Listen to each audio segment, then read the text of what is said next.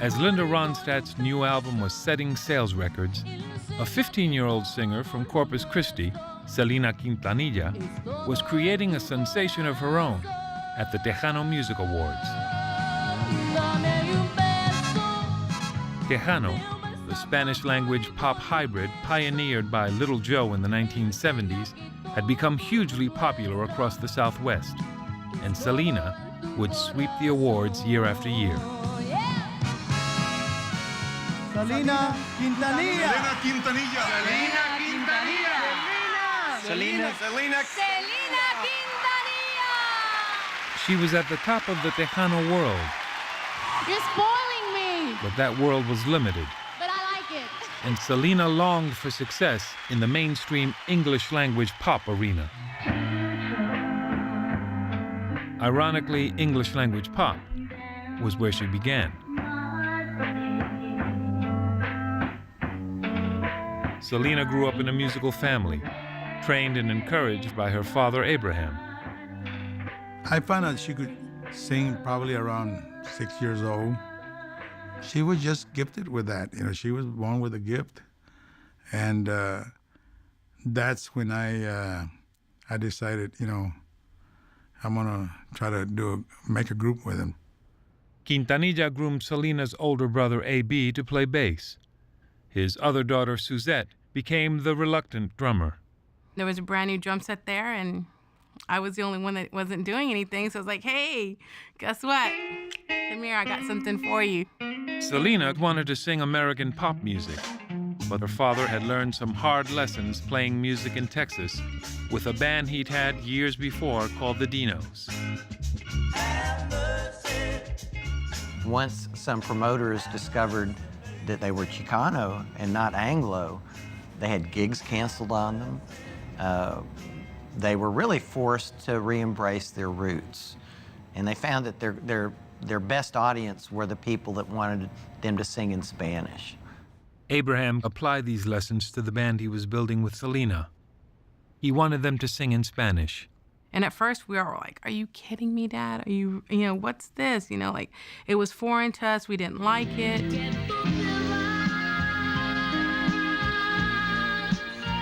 And we didn't know Spanish. So Selena really had to know her pronunciation. She didn't know what she was singing. So I had to sit with her and tell her what the song's talking about, you know, what is the word means, and where to put emphasis, where to put the emotion.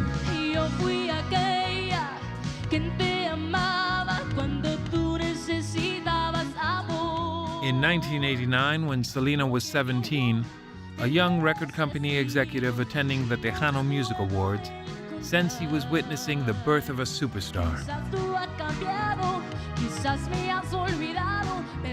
I remember coming back to the tower over in Hollywood, the Capitol Records Tower, and saying to my boss, I said, you know, I think we found our Gloria Estefan.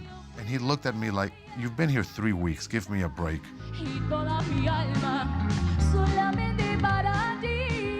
Even though women had not achieved commercial success in the Tejano music business, the truth be told, I didn't sign her to sell Tejano records.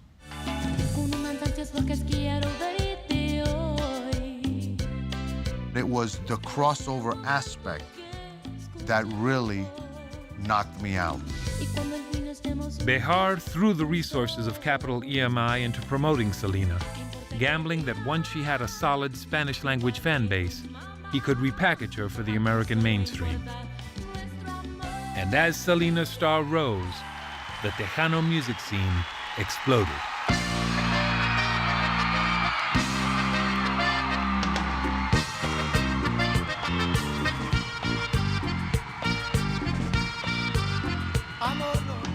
The interest of the major labels in Tejano music changed everything. All of a sudden, Coca-Cola is interested in sponsorships. Beer companies are rushing and competing to get the bigger acts that are drawing. And every band has a new bus, every band has new outfits, smoke pots and light shows. It's just this transition overnight from a little kind of rinky-dink, marginalized sound into something that is the next big thing. And at the helm is Selena.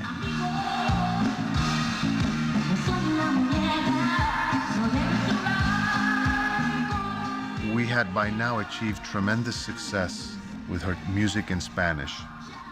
She came over to see me one day, and in the middle of lunch, she starts to cry. I'm thinking it's a joke, because this was Selena's sense of humor, where she would start acting or do something crazy. And she goes, Jose, I've told the whole world, you know how many interviews I've done, that my English record is coming out, and we haven't even recorded the first song. And the English album is still coming out. I know we've been talking about like forever and ever. Ya hace como cuántos años? 3 años? 3 años. 3 años.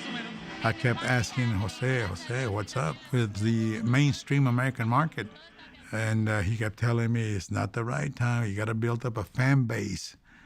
And finally, in the latter part of '94, Jose said, okay, we're ready for that now. By the time Selena played to a sellout crowd at the Houston Astrodome in February 1995, work on her English album had begun. How you doing, Houston, Texas? First I was afraid, I was petrified.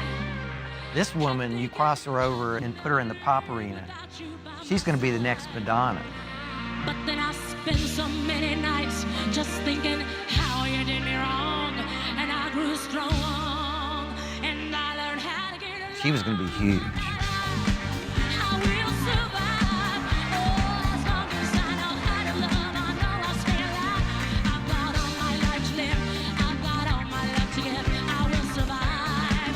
I will survive. Hey, hey. Then, a month after this concert, and 2 weeks before her 24th birthday, she failed to arrive for a recording session at her father's studio. We didn't worry about it because she was running late all the time. Okay, it was around 12 noon, and the phone rang as I walked in, and the receptionist answered it, and she let out a scream. And I asked her, what's happening? She says, Selena had an accident. She's at the emergency room at Memorial Hospital. So immediately I thought it was a car wreck. And I ran over there, and it was something worse. Selena had been murdered, shot by a distraught and desperate woman who'd once been the head of her fan club. The bullet hit an artery, and they rush her to the hospital. But by the time anything can be done, before anything can be done, she's bled to death. Tus ojos ni siquiera voltearon hacia mí. Te vi sin que me viera. 4 months later, Dreaming of You, the album Selena had been recording when she died, was released. It sold over 200,000 copies the first day. It would eventually top 6 million. With its brightest star extinguished, Tejano music soon faded in popularity.